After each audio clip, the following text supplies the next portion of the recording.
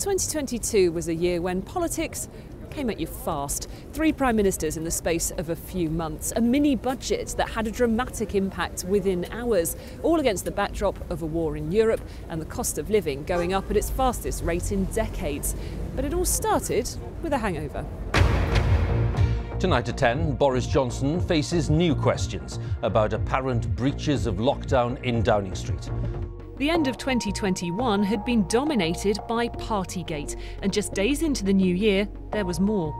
ITV got hold of an email sent in May 2020 inviting more than 100 staff to bring their own booze to the Downing Street garden to make the most of the lovely weather. It came from Boris Johnson's principal private secretary, Martin Reynolds. Given that the rules said you could only meet one person, some staff were shocked. In messages seen by the BBC, they said, why is Martin encouraging a mass gathering in the garden? And is this for real? Boris Johnson at first tried to bat away questions about whether he was there. All that, as you know, is the subject of a proper investigation by Sue Gray. But there was outrage. This is utterly indefensible. It cannot be defended. There was upset too, particularly from those who lost loved ones during the pandemic. Including my mother-in-law who died alone. Well,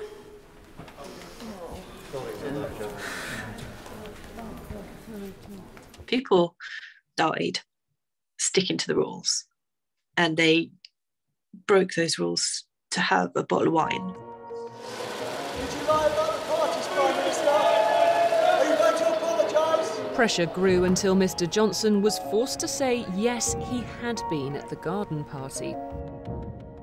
Mr. Speaker, I want to apologise. I know that millions of people across this country have made extraordinary sacrifices, and I know the rage they feel with me and with the government I lead.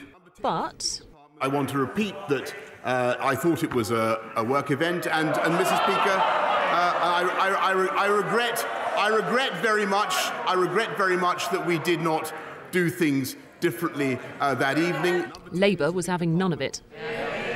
His defence that he didn't realise he was at a party.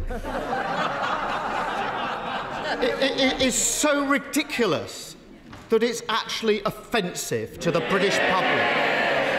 Opposition MPs had one message. Resign. resign. Resign. He must resign.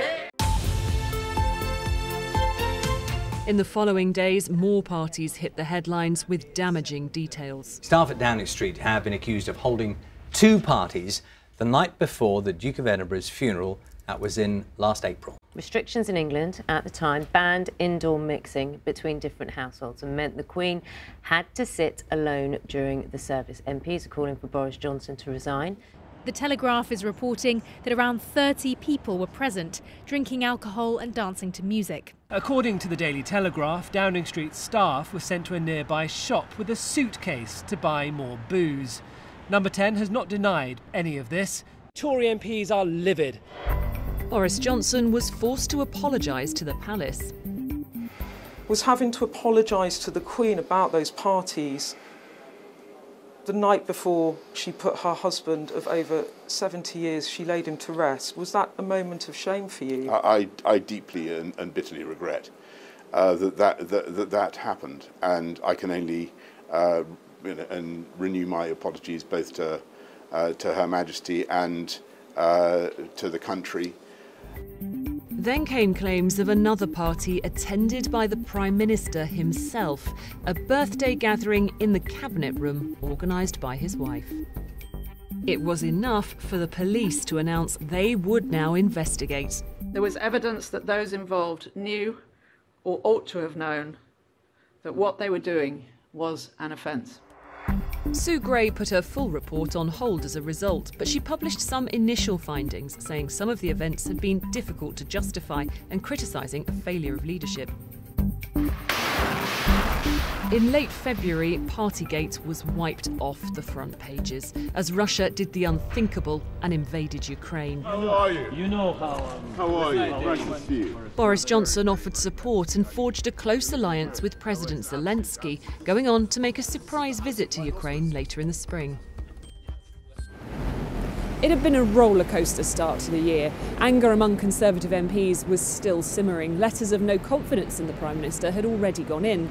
But now some were saying the war in Ukraine meant it wasn't the right time to challenge Boris Johnson. Westminster paused to draw breath. How are you? Chancellor, I'm very well. How are you? I'm good, thanks. The Chancellor announced support for energy bills and a cut to fuel duty, marked with a photo call in which he filled up someone else's car and then struggled to pay for it contactlessly. Our headlines this afternoon. The Prime Minister and the Chancellor of the Exchequer will both be fined by the police for attending parties during lockdown. A major development from the police kicked Partygate back into the headlines. For the first time in history, both the Prime Minister and the Chancellor were fined for breaking the laws they set at the birthday gathering. I have, of course, paid the FPN, and I apologise once again for the mistake that I made. This is an extraordinary moment. A Prime Minister standing here in Chequers admitting he's broken the law. Tory anger flared up again. I'm very sorry to have to say this, but I no longer think he is worthy of the great office that he holds. Really, the Prime Minister should just know the gig's up. Not, it turned out, quite yet. First, Sir Keir Starmer found himself under investigation by police over Beergate, a curry and a beer he'd had with others on the campaign trail in Durham in 2021.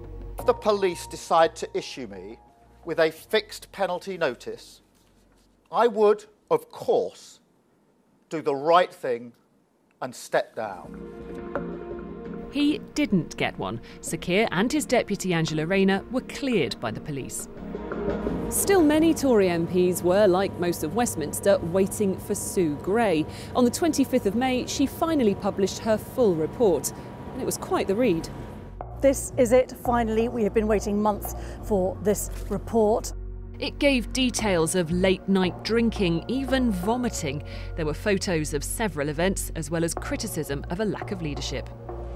Did you tell Parliament the truth, Prime Minister?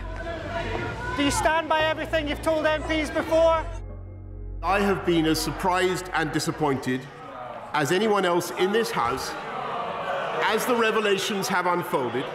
That report lays bare the rot that under this Prime Minister has spread in Number 10. With nothing more left to wait for, more Tory MPs got out their pens to try to trigger a confidence vote. It's thought 28 have now been sent, 54 are needed to trigger a vote. As the country spent the weekend celebrating the Jubilee, the Prime Minister was booed on his way into St Paul's Cathedral. And the Tory drumbeat of discontent finally reached a climax. It's Monday and MPs returned to Westminster today amid growing speculation that Boris Johnson could face a vote on his leadership. Well, what more can you tell us? Yeah, so we are expecting that Sir Graham Brady, he is the chair of the 1922 committee as it's known. We're holding a vote of confidence and it will take place today, and you will have a result this evening. Just 2.5 years ago, Boris Johnson won a stonking majority. Tonight he's reduced to scrabbling around for every single vote among his colleagues. Boris Johnson's fate was now in the hands of his own MPs. It should be any second that we find out that result from Sir Graham Brady. The vote in favour of having confidence in Boris Johnson as leader was 211 votes, and the vote against was 148 votes. And therefore, I can announce that the Parliamentary Party does have confidence. Boris Johnson was safe for now. Well, after all that drama, surely things were about to quieten down. Well, there were a couple of by-elections to come, one of them triggered by one of the year's stranger political stories. A Conservative MP has reportedly been caught watching pornography while sitting in the chamber of the House of Commons. Although, as he told BBC South West, he hadn't meant to at first. Funnily enough, it was tractors I was looking at, and so I did get into another website that had a sort of very similar name, and I watched it for a bit, which I shouldn't have done. But my crime, biggest crime, is that on another occasion I went in a second time. Neil Parish resigned, triggering a by-election in Tiverton and Honiton, one of the safest Conservative seats in the country. So if Liberal Democrats win it, then Boris is in trouble. Who I vote for, I don't know, but it won't be Boris. OK, that close enough? The ever-subtle Lib Dems overturned a majority of 24,000 to win. Boris Johnson's leadership, things keep getting worse. So let me tell the Prime Minister what the British people expect. They expect to be led, and to be led with decency. On the same day, Labour won back the seat of Wakefield in West Yorkshire. The Tory MP who took it in 2019, Imran Ahmad Khan, had resigned after being convicted of sexually assaulting a 15-year-old boy. Boris Johnson had somehow survived months of ever-increasing pressure and unhappiness in his own party about his way of going about things. But when the tipping point came, things moved very quickly. It started when Chris Pincher resigned as the government's deputy chief whip after reports he'd groped two men in London's Carlton Club. Number 10 initially said Boris Johnson hadn't known of any allegations when he appointed Mr Pincher to the government. That line was then finessed when given to ministers. So how can you be sure that he didn't know about the allegations? Well, I'm saying that I've been informed this morning he did not know about specific allegations. I'm joined now from Westminster by our political correspondent, Ione Wells. Ione, tell us more about the fresh revelations tonight about what Boris Johnson knew. Well, Rita, I can reveal this evening that Boris Johnson was made aware of a formal complaint about alleged inappropriate behaviour by Chris Pincher when he was a Foreign Office Minister from 2019 to 2020. A revelation followed by a damning interview from a former senior civil servant. I think they need to come clean. I think that the language is ambiguous. It's sort of telling the truth and crossing your fingers at the same time. Day after day after day, people speaking on your behalf were talking rubbish. I don't know. I'm afraid focusing on other things at the time. But what I'm telling you now is my recollection of events. Are we good? Even his most ardent supporters looked dejected. For some, it would be too much. Breaking news this evening. The Chancellor Rishi Sunak and the Health Secretary Sajid Javid resigned from the Cabinet, telling the Prime Minister the tone he sets reflects on his colleagues and party. Good evening. I'm just going to go and spend some time with my family. Thank you for coming. Boris Johnson is holed up in Downing Street with aides, trying to plug the holes in what looks like a sinking premiership. Is it all over, Prime Minister? Many of his MPs thought so. Today I ask him to do the honourable thing, to put the interests of the nation before his own interests. Does the Prime Minister think there are any circumstances in which he should resign? The now former Health Secretary delivered a merciless blow. Treading the tightrope between loyalty and integrity has become impossible in recent months. And at some point, we have to conclude that enough is enough. The Prime Minister tried to carry on as usual.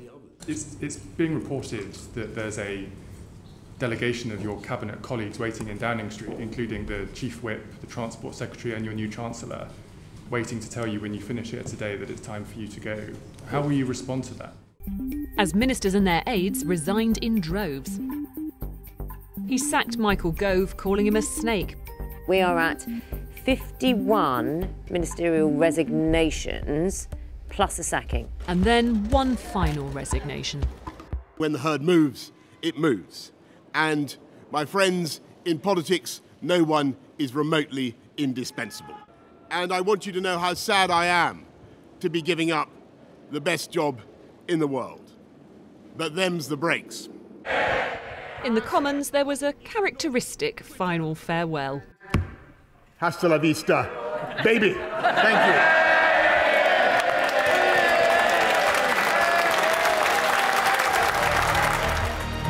Meanwhile, the race was already on to replace him. So far, no fewer than 11 Conservative MPs fancy their chances as party leader and Prime Minister, and this list could get even longer. MPs whittled them down through several rounds of voting until there were just 2. Who will be our next Prime Minister? Liz Truss or Rishi Sunak? Followed by the crash. As they fought to make it to number 10, they clashed repeatedly, mainly over the economy. Your proposals would mean that we get the short-term sugar rush of unfunded borrowed tax cuts, but that would be followed by the crash of higher prices and higher mortgage rates, and that is not something that I want to cause for anyone here. You've just put in the highest tax rate for 70 years. How on earth can you claim that that's going to drive economic growth? And where have the growth policies been for the past 2.5 years to drive investment into our towns and cities? Meanwhile, Labour was having an internal fight of its own on the picket lines. Sir Keir Starmer had said shadow ministers shouldn't be on them and sacked one, Sam Tarry, for giving unauthorised interviews. And while Boris Johnson seemed to be enjoying his last few weeks in office, Liz Truss and Rishi Sunak faced a gruelling dash around the country to get the votes of Conservative members. It's fantastic to be here in Wales, in Eastbourne. Fantastic to be here in Yorkshire. In Darlington, in Birmingham. In fact, it's fantastic to be out and about across the country. Apparently, it was fantastic. Wherever they were, the main battleground stayed the same, taxes and the economy. But there were also growing worries about the rising cost of energy bills. Liz Truss had become the favourite, and on the 5th of September... I give notice that Liz Truss is elected as the leader of the Conservative and Unionist Party. I will deliver a bold plan to cut taxes and grow our economy. A crowning moment of her political career. Liz Truss will be Prime Minister tomorrow and then confronted by an in-tray from hell. The question for her party and for the country, will she be up to it?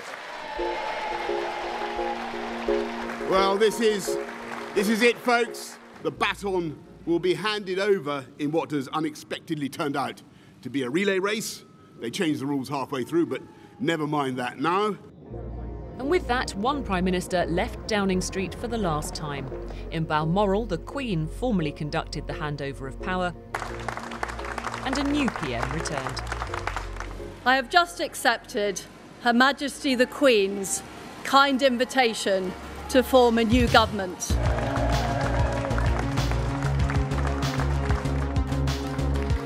This government is moving immediately to introduce a new energy price guarantee. But as Liz Truss was announcing her energy plan, came this. I wish to say something about the announcement which has just been made about Her Majesty. I know I speak on behalf of the entire House when I say that we send our best wishes to Her Majesty the Queen and that she and the royal family are in our thoughts and prayers at this moment. We are all devastated by the news that we have just heard from Balmoral. The death of Her Majesty the Queen is a huge shock to the nation.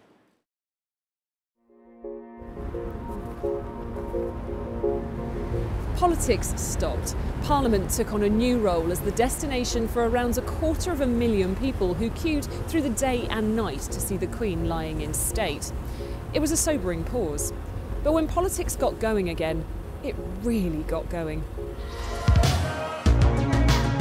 Mr. Speaker, we're at the beginning of a new era. I'm not going to cut the additional rate of tax today. I'm going to abolish it altogether. I have another measure, Mr. Speaker. We will cut the basic rate of income tax. This was the lowest value of the pound reached in early trading this morning since the invention of the dollar. BBC local radio presenters gave the Prime Minister a grilling. The Bank of England has had to spend £65 billion to prop up the markets. Where have you been? We're going to spend more in mortgage fees under what you've done, based on the predictions, than we would have saved with energy. I don't think anybody is arguing that we shouldn't have acted on energy. Are you absolutely committed to abolishing the 45p tax rate for the wealthiest people in the country? Yes. Today at 1, a government U-turn on its tax cut for higher earners. I get it, and I have listened. That was the speech of a Prime Minister trying to hold her party together. Have you done enough, Prime Minister? This has been a conference defined by dysfunction, disagreement, even open civil war. You'll be Chancellor and Liz Truss will be Prime Minister this time next month. Absolutely, 100%. A day later, he's out. He's been sacked. So Kwasi Kwarteng, the Chancellor, he's gone. I acted decisively to ensure that we have economic stability.